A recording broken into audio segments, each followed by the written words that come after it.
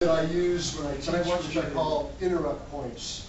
And it's the idea that at any point in a technique you can change. We use a lot of redirection in Serrata and other systems of Screamer also. So for instance, if he's coming in here, basic outside block. Okay? Now, what's happening is we come in here, because first time I touch him, I don't know what direction he's going, but maybe I don't have the follow-up. Maybe I feel him coming through, so maybe I'm taking him a different direction. Okay, so that would be a first point. So I'm interrupting, I call it interrupt point because I'm interrupting the flow of the basic technique. So it comes in, boom. Now I'm out to the second one, and maybe I'm going somewhere different at that point. Okay. Third point would be, for instance, 1, 2, 3. Where's it going? It's coming off a different direction again. So every technique, we've got these kind of different points.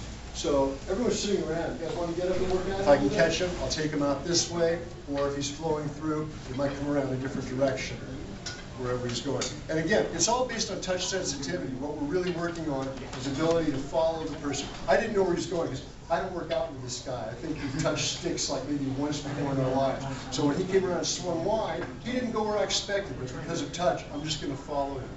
Okay, so when we practice the very first move, we're going to touch, and you can either go high or you can go low. And try and feel where your partner's going.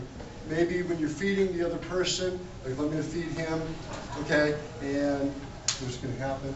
Okay. That's the basic technique. Go ahead and change up the technique. Where's it? Yeah, see, he didn't know where I was going to go with that. Okay, same thing. Outside?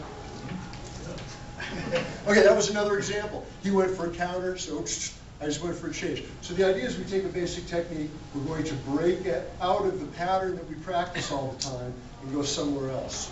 Does everyone here got to understand that outside? This is sort of like if you do karate, inward, outward. That's the basic pattern it's going to look like. Okay, so let's go ahead and just do maybe the first one. It's like basic parry checks, right?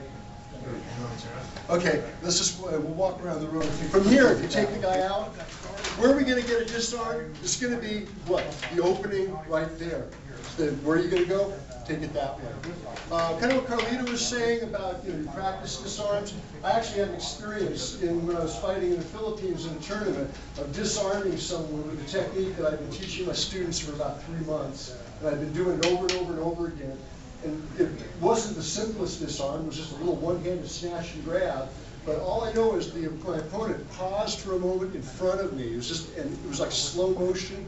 I saw my hand floating out there. I wasn't planning this. And I just ripped the stick out of his hand. All of a sudden, oh, and I threw it on the ground. And they gave me a disarm point. But if I'd been planning or looking for it, it wouldn't have happened. But when you practice these things until it's just all on touch sensitivity, things happen, and that's why we do it. Okay, not so that it's happening here, but it's happening here. Okay, so again, it's coming here. I'm off. Whoop, I'm right out here. I get him out. Notice I'm putting pressure on his thumb right there. I can just take it away. So let's just work on right out to here. There it is, and there's the takeaway.